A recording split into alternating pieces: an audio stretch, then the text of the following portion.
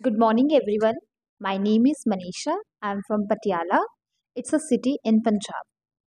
Today, I'm going to share three tips that I followed while learning English. As I'm still a learner as well as a teacher, I impart my skills to my students to learn and grow in communication skills.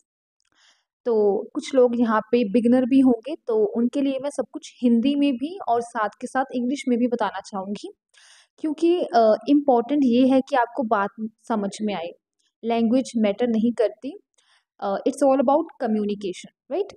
So the very first tip जो मैंने follow किया था as a beginner, जैसे मैं beginner थी, मुझे English की grammar नहीं आती थी। इट्स अ ऑनेस्ट आंसर, मुझे नहीं पता था कि कहाँ से स्टार्ट करना है। But like now it's been 4 years, मुझे 4 साल हो गए हैं इंग्लिश, स्पोकन इंग्लिश पढ़ाते हुए। और मैंने इसी बीच आइल्स के स्टूडेंट्स को भी पढ़ाया है, उनकी स्पीकिंग भी प्रिपेयर करवाई है। तो उसी के मेरे एक्सपीरियंस के तौर पे मैं आपको अपना जो भी शेयर कर रही हूँ एक्सपीरियंस। मैं ये नहीं कह रही कि मैं बहुत एक्सपर्ट हूँ या मेरे पास काफ़ी ज़्यादा एक्सपर्टीज़ है, बट एज अ लर्नर और trainer I can guide you.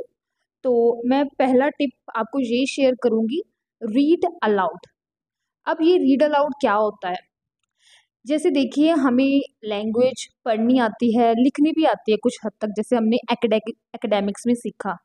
But क्या होता है कि समटाइम्स वी कांट स्पीक, क्योंकि इन्वायरमेंट नहीं मिल पाता, और जो हमारी माउथ मसल्स हैं, these are like habitual to speak Hindi. तो हमारी जो माउथ को आदत है वो हिंदी, पंजाबी ऐसी लैंग्वेजेस बोलने की है। तो ऐसा हमारा कभी रहा ही नहीं रूटीन कि इंग्लिश में बातचीत हो। तो रीड अलाउड से क्या होता है, आप क्या करते हो, कुछ ना कुछ इंग्लिश में डेली रीड करते हो। उसको रीड करना पर समझना नहीं है, उसको जस्ट रीड अलाउड करना है ताकि आप इंग्लिश बोले। आपकी माउथ जो भी है वो गो थ्रू हो इस लैंग्वेज से डेली, ठीक है? ताकि आपके माइंड को और माउथ को पता लगे कि कुछ आप कर रहे हो, है ना? सो इट विल कैच, ठीक है? तो ये होता है। तो इसमें आप क्या करोगे, रीड अलाउड में कोई भी स्मॉल शॉर्ट पैराग्राफ ले सकते हैं आप, जो भी आपको लगे कि मुझे इंटरेस्ट है इस पैराग्राफ में। कई बार क्या होता है कि हमें अपने सब्जेक्ट्स जैसे एकेडमिक्स, कंप्यूटर में इंटरेस्ट है, साइंस में है, तो you can take a short paragraph and उसको आप रीड अलाउड करें डेली बेसिस पे, ठीक है? तो आप 30 डेज तक ये कर सकते हैं, 40 डेज तक ये कर सकते हैं। It's all up to you, आप कितने ज़्यादा एम्बिशियस हो कम्युनिकेशन सीखने में और इंग्लिश में वार्तालाप करने में, ठीक है? तो सेकेंड टिप ये है कि सेंटेंस फॉर्मेशन, क्योंकि एक सेल्फ डाउट होता है, सभी के साथ होता है, कई बार मेरे साथ भी होता है एज अ लर्नर और as a trainer. Self doubt होता है कि मैं जो लिख रही हूँ वो मैं सही लिख रही हूँ। हम सही लिख भी रहे होते हैं, लेकिन एक सेल्फ डाउट होता है, ठीक है? तो उसे हमें कैसे रिमूव करना है? With practice. जैसे आपको पता है कि बहुत सारे हेल्पिंग वर्ब्स हैं, ठीक है? हमने सुने हैं, देखे हैं रीडिंग के थ्रू, है ना? तो आपको क्या करना है, उन पे थोड़ा-सा आपको कमांड हासिल करनी है कि आप उन पे सेंटेंसेस बना सकें कंफर्टेबली। क्योंकि क्या होता है कि मैं ये नहीं कह रही कि आप 100% ग्रामर को लर्न कर लो, नहीं, दैट्स नॉट पॉसिबल। बिकॉज़ अगर आप कन्वर्सेशनल इंग्लिश सीख रहे हैं, जैसे कि आपको सिर्फ कम्युनिकेट करना है सामने वाले के साथ, so tenses and modals are fine, ठीक है? तो आप इनसे शुरुआत कीजिए।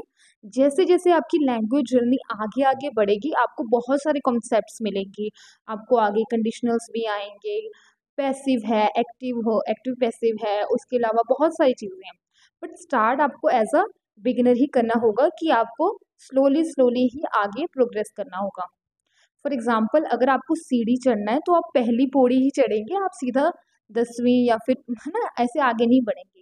तो ये मेरा सेकेंड टिप है कि आपको सेंटेंस फॉर्मेशन इम्प्रूव करना है। और जो थर्ड टिप है, ये मुझे बहुत अच्छा लगता है। जब भी मैं कोशिश करती हूँ अपने बच्चों के साथ ये प्रैक्टिस करती हूँ, तो मैं as a as I act, जैसे आपने देखा होगा कन्वर्सेशन होती है, एक टीचर है, स्टूडेंट है, या फिर शॉपकीपर, कस्टमर है। तो आप क्या करिए, ऐसी कन्वर्सेशनल जो होती हैं उनको कलेक्ट कर सकते हैं। आजकल तो हमारे पास एआई का ऑप्शन है, व्हाट्सएप पे है, फेसबुक पे है। So you can use this option wisely. हमारे पास रिसोर्सेज बहुत सारे हैं, हमारे सामने हैं, लेकिन आप उसे कैसे यूज कर रहे हैं ये आप पे है। तो जो भी रोल प्ले एक्टिविटीज़ हैं उनमें आप पार्टिसिपेट कर सकते हो। कोई इंग्लिश लर्नर है उसके साथ मिलके ये कर सकते हो।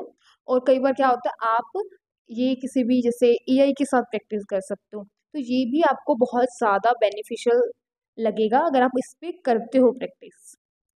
तो मैं ज़्यादा लेंथी वीडियो नहीं बनाऊंगी, तो ये मैं 3 ही आपको टिप्स दे रही हूँ इसी वीडियो में। अगर आपको लगता है कि आपको कुछ और रिक्वायरमेंट है so you can comment down below. मैं कोशिश करूँगी कि अच्छे से अच्छे आपको गाइड करूँ। तो मैंने कभी इतनी लेंथी वीडियोस नहीं बनाई हैं, मैं पहली बार कोशिश कर रही हूँ कि अपने एक्सपीरियंस से जो मैंने अपनी लर्निंग जर्नी में सीखा वो मैं आपको सिखाऊँ। अगर आपका कोई भी क्वेश्चन है, कैसे स्टार्ट करना है, क्या-क्या चीज़ें रहेंगी, तो मैं आपकी ज़रूर हेल्प करूँगी। आई होप आपको ये वीडियो अच्छी लगेगी। अगर अच्छी लगेगी तो मुझे लाइक कीजिएगा, मतलब मेरी वीडियो को लाइक कीजिएगा। तो फिर मिलते हैं, मैं नेक्स्ट वीडियो ज़रूर बनाऊँगी एक अच्छे कॉन्सेप्ट के साथ जिसमें आपके ज़्यादा से ज़्यादा क्वेरीज़ को मैं कवर कर सकूँ। Thank you for watching and take care. Thank you.